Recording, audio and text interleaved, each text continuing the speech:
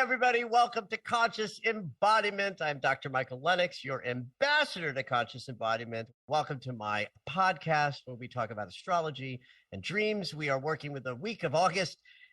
What week are we looking at, Zoe? August 9th. August 9th. You know, the second week in August.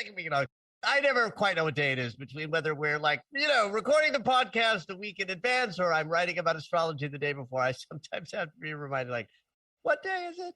It's the second week in August. Yes, indeed. We don't have quite as much to talk about. It's a little bit of a slimmer week this week. But there's, of course, always something to talk about. Yeah. Michael, what do you mean by slim? As you all know, you can email in your dreams@michaellennox.com. But we're also accepting any questions on astrology. And we actually have our first astrology question that got sent in. All right. This listener writes, I saw something where you said that these months are quiet, but the end of the year has some months that are not quiet. Can you tell me what you mean by that?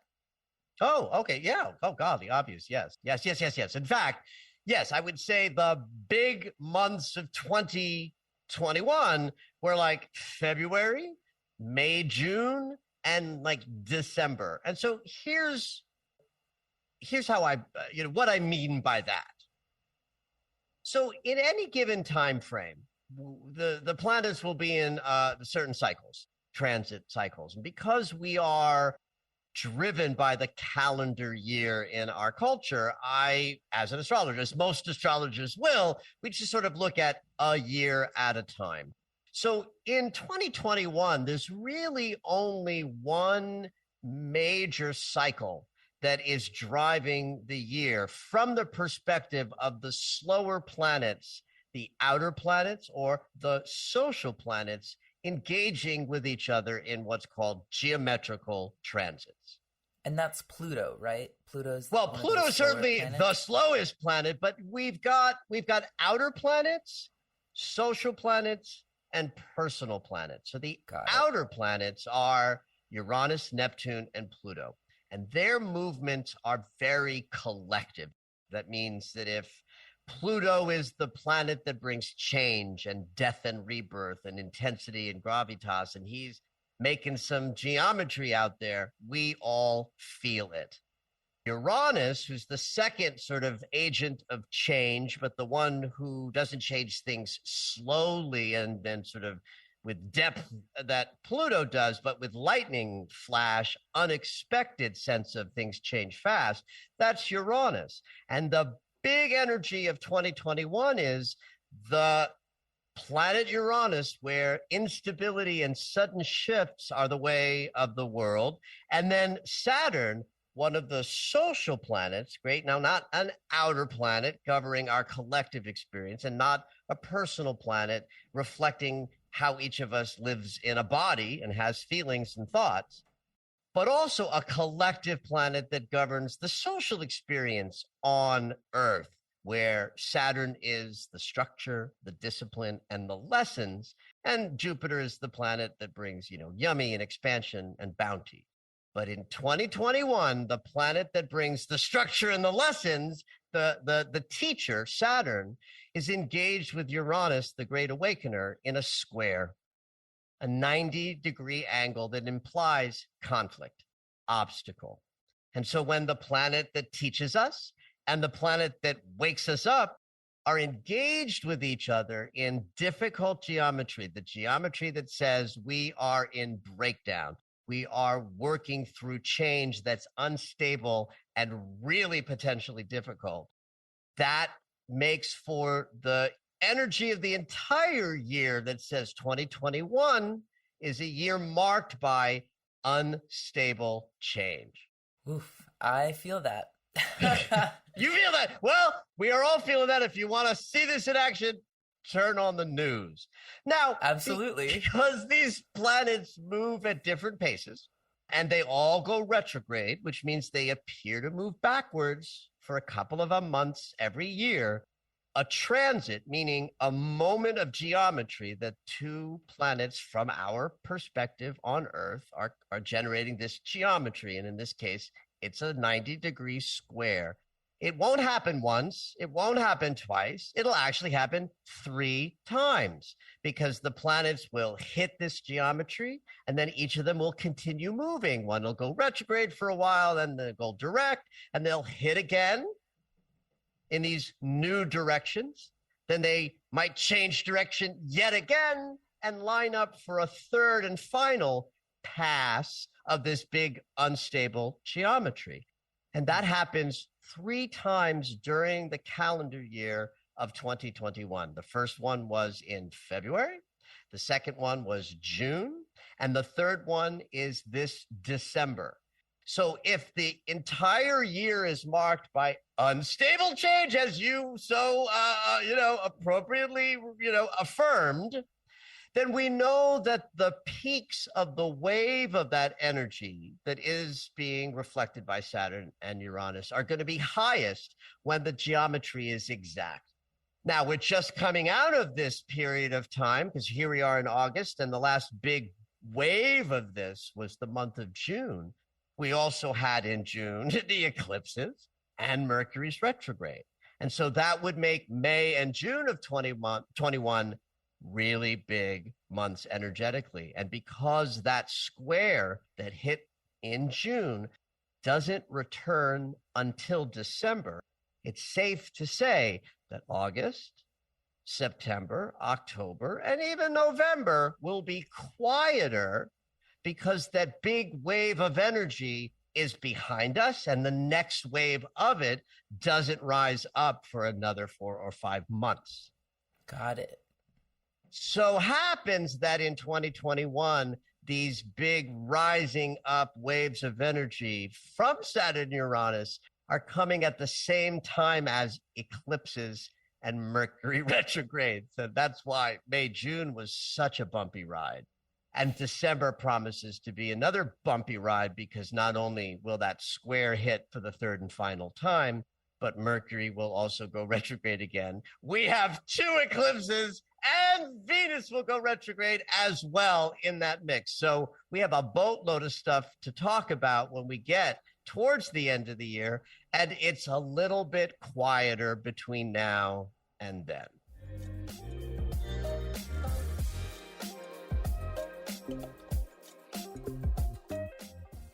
There's a phenomena in astrology known as splash gather.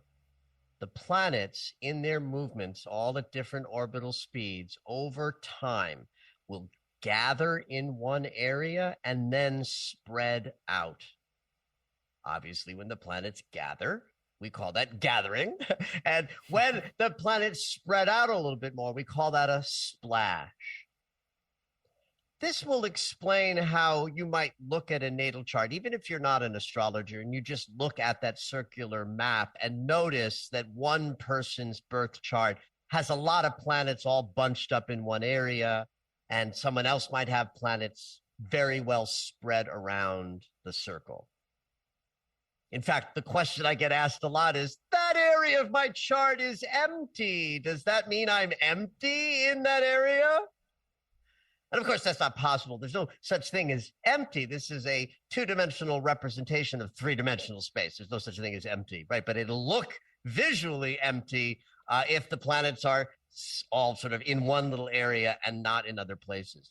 So no need to worry. Yeah, there's no need to worry. Like if you look at your chart and you see empty houses, it doesn't have, morality or, You're like, I have no love. I have no business success. That's right. That is not accurate. In fact, there are some astrologers who will say that if a house is empty, that it might be an area of consciousness that doesn't need extra attention or work. I don't know if that's accurate or not because I've not used that as an empirical study, but I have heard that expressed.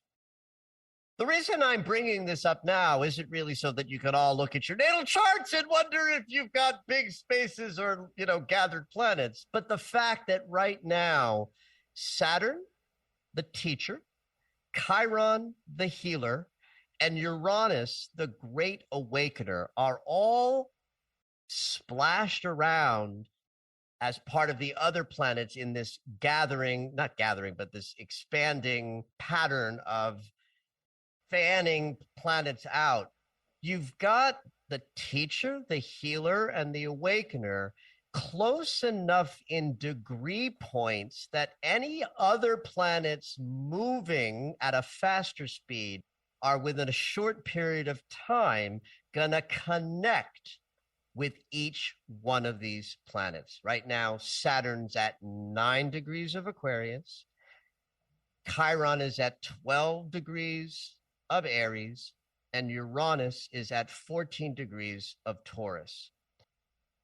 Fast-moving planets like Mars, Mercury, and Venus will hit each one of these planets in succession within about a week's time. And that's what's making the month of August kind of interesting.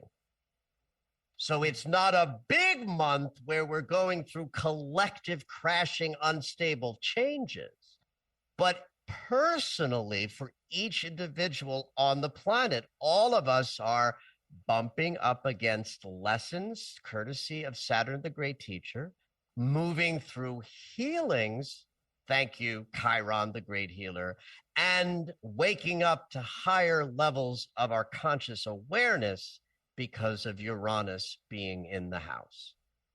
So this week, it's Mars's turn to interact with Saturn, Chiron, and Uranus.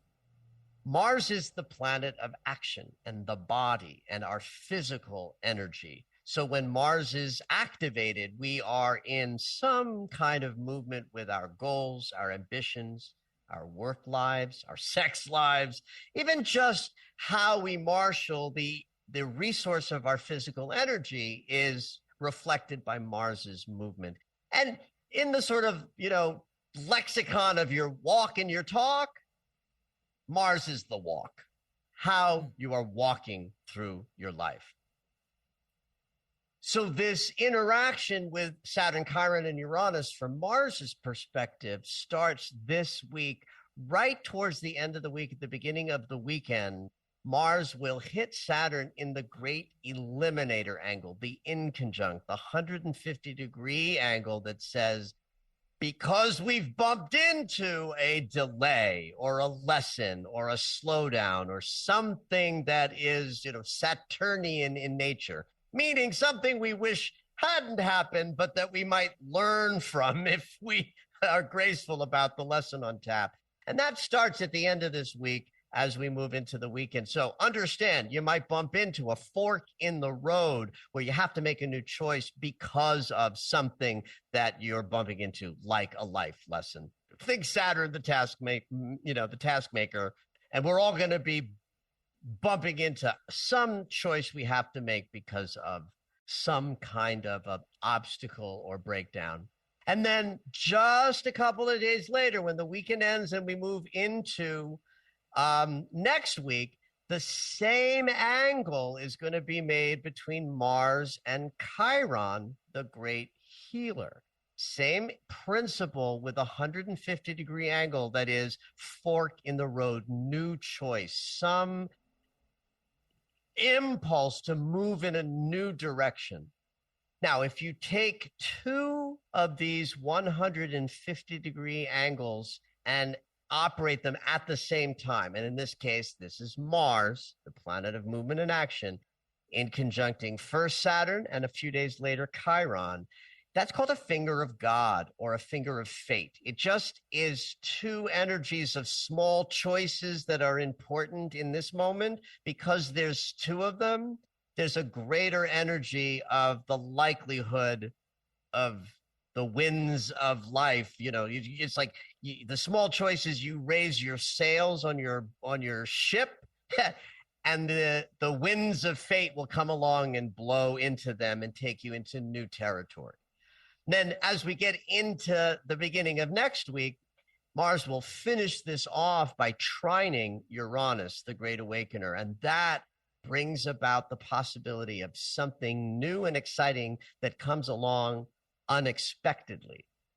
So if you put these two together, there becomes an important moment as we approach this weekend around the 8th, 9th, 10th, and 11th of August to look for the new choices that you might make based on what you've been learning and what you've been healing. And the notion is then Mars and Uranus, as we get into the following week, might bring us the new exciting possibility based on making some shifts and changes as we finish this week out. Like a little surprise from the universe. I love that. Exactly. I think I'm going to go day by day and do a little tiny forecast because we have a little extra time this week. So starting with Monday, August 9th, the big energy of that day is Venus opposing Neptune. Venus is the heart. Neptune is like the high octave of love. So they are related. But in an opposition, each one is trying to grab our attention. So on the 9th, it's really a story of human love or God love, the wounds of your heart or the trust of God. So, look for that on Monday. When we get into the 10th, Tuesday the 10th, it's all about Mercury. He's agitating Chiron, so we might be in difficult conversations about our wounded experience. And there's an opposition from Mercury to Jupiter, the great expander. This is one of those communication transits that might make everything a little bit extra. So be careful that your opinions and your righteousness don't rise up too much on the 10th, because you're going to be very full of your own ideas that day. The 11th, Wednesday, very busy and activated day. The planet of action, Mars, is squaring the nodes of the moon. The nodes of the moon are a collective point. We are out and about, needing to make contact with other humans in our experience on the 11th. And we've got a beautiful sort of setup with Venus trining Pluto. Means that we're sort of open to some of the richer, juicier, and frightening aspects of love and intimacy. But there's also an agitation between Venus and Saturn, which is sort of like one of these transits opens us up to the richness of love, and the other one inhibits us from the same. So those should be an interesting day for your relationships on the 11th. 12th, Thursday, fairly neutral day, no planetary aspects. The moon's in Libra, so we're in balance and harmony, focus on relationship. As we move into Friday the 13th, this is when the little adjustments need to be made. Not only do we have the beginning of the Mars finger of God that says, look for the forks in the road, we've got a couple of other what's called inconjuncts over the weekend. Venus inconjuncting Jupiter. That's love in the great eliminator angle with abundance and prosperity, which means there's plenty of everything for you if you make a shift or a choice away from ways in which love has not served you and try something new. Even the Sun and Neptune are in the same great eliminator angle, where our conscious awareness is sort of staring down at our spiritual makeup, saying, we got to make a new choice there too. So maybe not doing so much spiritual bypass or saying everything is all love and light when maybe you're not feeling that way, because Venus kicking up some extra feels. Neptune is making sure that you don't bypass the shadowy stuff that might need some of your attention. And then we finish out the week on Sunday the 15th with another active day where Mercury is touching the nodes of the moon, which means we're in communication with lots of people in our experience. So it is a relatively mild week in the scope of the whole calendar year of 2021. But it ain't quiet, air quotes, quiet by any stretch. And if I leave you with one thing, is it's a week of forks in the road. Always take the road less traveled by.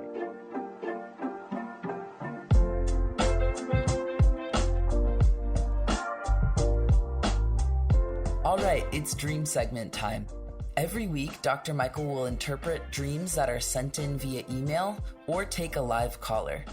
If you would like your dream interpreted on the podcast, you can go ahead and email us at dreams@michaellennox.com. Hopefully your dream will make it onto the show.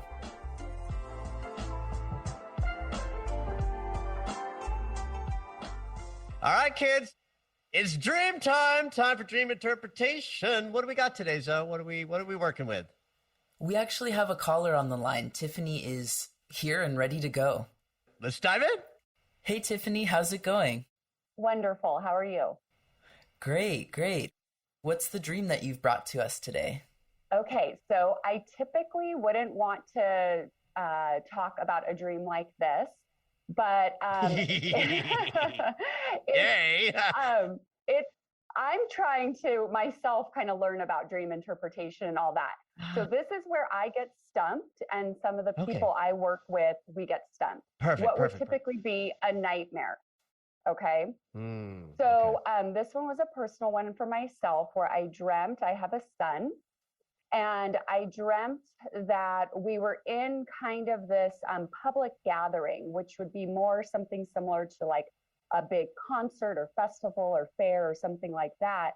And I didn't know he was with me, but there was just a bunch of people, nobody in particular I knew, other than I felt like I knew everybody.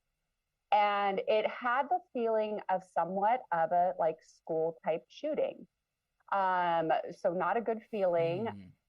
A lot of panic, sadness, just fear, all of those low vibrational energies going on, chaos, conflict, all of that. And then I never even really thought that I had anything to worry about. And then it kind of dawned on me, oh my gosh, this is like a school shooting. And then I do have children, and are they a part of this? But still not even knowing. My ex-husband, who is my son's father, kind of found me once the dust kind of settled and everything calmed a bit. And he came up and he said, Preston is in surgery right now. So basically he was shot, and he was shot in the head. And the doctors are saying, he says that, I know this sounds cliche, but he basically has a 50-50 chance. Like it really could go either way. And of course, just in the dream, my heart and my stomach just sank, and there was a heaviness. But then all of a sudden, I just kind of, in real life, I'm an intuitive medium. So in the dream, it went a little lucid, where I kind of like really took a step back and just had this overwhelming sense of angels and guides, and that he was going to be fine. Like it wasn't going to be his time. But then I woke up. So it was horrible to wake up to, and I was out of town away from my son at the time. So there you go. Juicy, juicy, juicy. How old is your son? 14. Okay. So he's just entering adolescence. So that's key. Yeah. Where he's at in his development is key in this dream, right? So let's start with the idea of just a nightmare in general. If my belief is that we have nightmares when the psyche says, this is important, pay attention. We're going to make it extra so that you do, in fact, pay attention. And, one of the things that would be true for any parent in this modern world is the notion of how violent and crazy it is for our children. There's this great sense of risk. I wouldn't want to be a parent for nothing. Yeah, it's not for the faint of heart right now. Not for the faint of heart. A little sensitive, empathic one like me. Right. Yeah. No doubt, honey. So school shootings is a marvelous symbol for the risky world that we live in. Right? It's not literal. This is not about school shootings per se. It's about the symbol that out there in the world, there's this tremendous sense of danger. There's something powerful to me about the 50-50 chance piece. Me too. I love that. It's kind of like you as a parent create this child, you prepare it as best as you can to go meet the world. And it's like there's a 50-50 chance that you'll have done a good job and they will rise to the occasion, or that you will fail miserably, right? Like even that is this dream is speaking to anxieties of parenthood.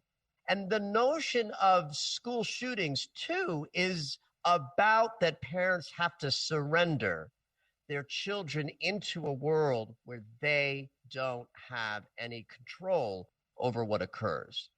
So if I then add to that idea of the symbolic meaning of this dream, the notion that your child is actually about to enter or is entering a new developmental phase and a stage where manhood is descending. Yes. And it's like you have a 50-50 shot at, did you create like a good man or, not a good man? Again, we're talking about dream sensibility, not like whether you were a good mother or are a good mother, right? Yeah. I even think the idea of this imagery, the scenario being this sort of celebratory, crowded place, a concert, a festival, is about the big chaotic world out there that you have to surrender your children's sort of, dharma and destiny to. Yes. I love the fact that he was shot in the head. Good. That's a nice twist on it. Well, remember, it's dreamland, so things that in life that would be very bad. Like if it were true in life that your son was shot in the head, that would be very bad. Yeah. But it indicates that there's some transformation occurring to his thoughts, to his ideas, to his intellect, to his perceptions of self. That's also another 14-year-old threshold thing. The boy that he was has been shot. Yeah. And boys are sweet and lovely, and men we don't know about until we know about, right? And so there's like this, again, 50-50 shot that you helped raise a lovely boy who'll become a lovely man. Yeah. Remember, because it's nightmare consciousness. We're not talking about your mothering.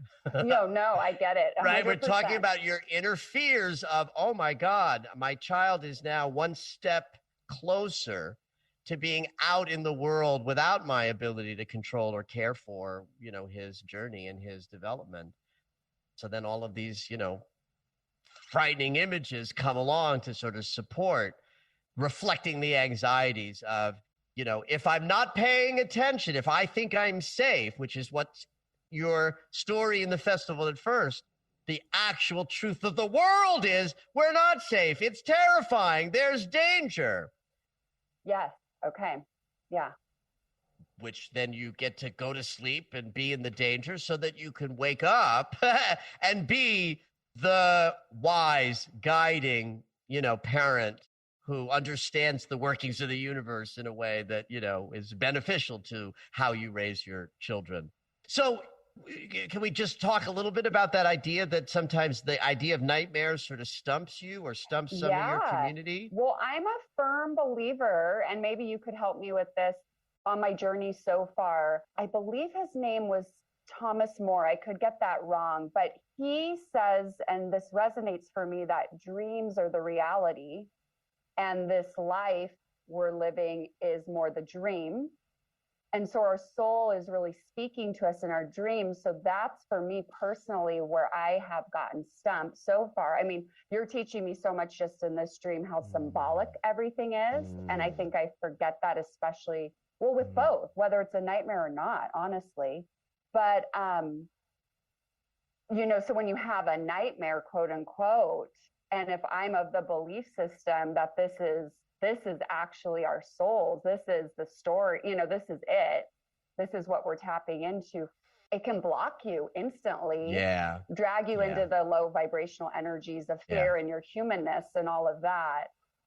So, and even people I've talked to, because if I say that about that being the reality, they're like, well, what about a nightmare? That's the first thing that comes up. Right. Well, prove it to me, baby. It's like, what about the nightmare? It's like when you talk about God and they say, well, how did the Holocaust happen if there was a God? It's like, you're misunderstanding God. Yes. And in this case, there's a little, for my money, again, I'm just speaking from the way I perceive the universe and the teacher that I am because of the experience that I've had. Mm-hmm. My thoughts about the idea that the dream life is the more real experience and that this waking life is us asleep has to do with the multidimensionality of us, that in our waking life, we cannot perceive how profoundly enormous we are energetically. But when we go to sleep, because the limiting consciousness, which is our thinking and waking mind, is asleep, we are fully engaged in our multidimensional consciousness in which anything can happen and probably will, and we are the creators of our reality. Of course, when we get a little lucid in dreams, then we're really in that experience of, oh my God, I'm a multidimensional creative being driven by the existence that invented me. And then we wake up and all of that gets pushed into the sleepy land because our mind, our thinking mind, wakes up and leads and drowns out all of that multidimensionality. That's my language for that the dream life is real and the waking life is sleeping. It is not literal and it's not black and white. Yes, I love that. I think that's obviously a great explanation of what what you mean by it when somebody says it, explains it the way I did. So, yeah, thank you for that. Thank you, honey. Thank you for bringing a juicy, juicy dream our way today. Yeah. I really appreciate it. Yeah, I was going to go with something else, but I'm like, no, I need to know about this. What are nightmares all about? Well, this was perfect. Thank you for joining us so much. Oh, thank you so much. You have a beautiful gift. Thank you for sharing. Have a good one, Tiffany. You too. Thank you, Zoe. Bye. Thank you for listening to Conscious Embodiment, Astrology and Dreams with Dr. Michael Lennox. You can find us on Apple Music, the iHeartRadio app, and anywhere you find your favorite shows.